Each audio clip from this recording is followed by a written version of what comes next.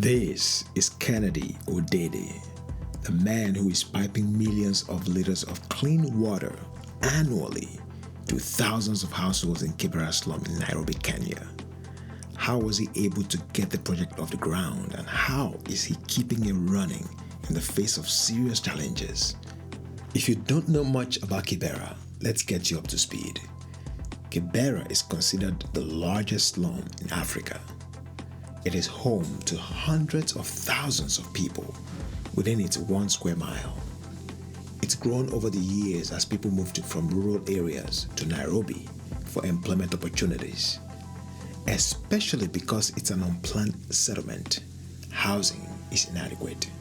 Some of the houses don't have electricity. A lot of them don't have toilets. Access to clean water is limited. But here is where it gets interesting. Residents are not rolling over and playing dead in the face of these challenges. For example, Kennedy Odede. Kennedy set out to tackle the water problem. Because where available, existing water pipes pass through sewage and typically wound up delivering contaminated water.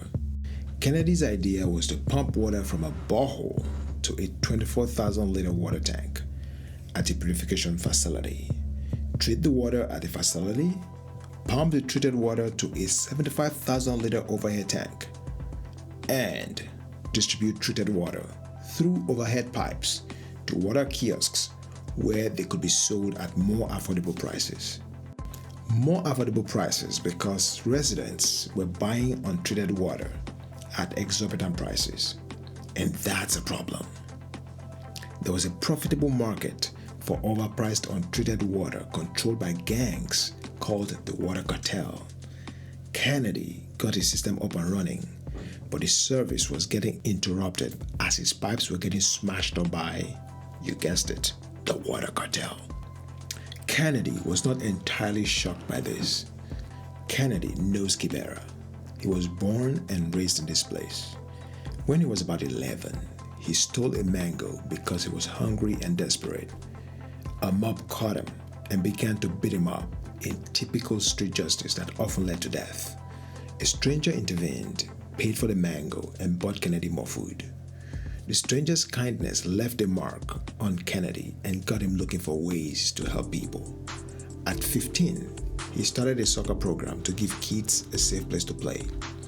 At the end of games, he would organize the kids to clean up neighborhoods. The kids loved it. Those activities formed the foundation of Kennedy's NGO, Shining Hope for Communities, or SHOFCO for short, which developed the clean water system. With gang-led sabotage getting in the way of his project, Kennedy turned to Mandevu.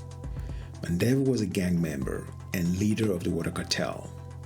Kennedy invited Mandevu to join his project and offered to make Mandevu Minister of Water at SHOFCO. Kennedy was basically asking Mandevu to switch sides, which was a big ask for a gang member. After 6 months of persuasion, Mandevu agreed. Mandevu joined Kennedy's project and the smashed pipe problem disappeared. The SHOFCO water purification system became the first in the Kibera slum. The system provides water to half of Kibera through 24 water kiosks. Each kiosk serves up to 60 households per day. That's almost 1,500 households per day in total. The price of water reduced to 1/5 of the former price, and the quality of water got better. It's been 8 years since the area water system began distributing water in Kibera. Today, almost 40,000 people in the settlement have access to clean water as a result of this project. Kibera today is still a tough place.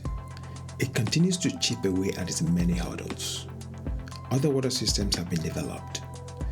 The Kibera town center, for example, supplies 30 million liters of clean water annually with the backing of the Human Needs Project. Better access to clean water has been a real progress for many that is making life in the settlement a little easier. Kennedy's SHOFCO's community activities now include helping kids with homework, running a school for girls, and running a health clinic, all in the slum. Shovco has also expanded its services beyond Kibera and is now improving lives in other slums. If you would like to support the work of Shovco, there's a link in the description. What do you think about this project? What other grassroots projects are making a difference in communities? Share your thoughts in the comments. Until next time, go be awesome.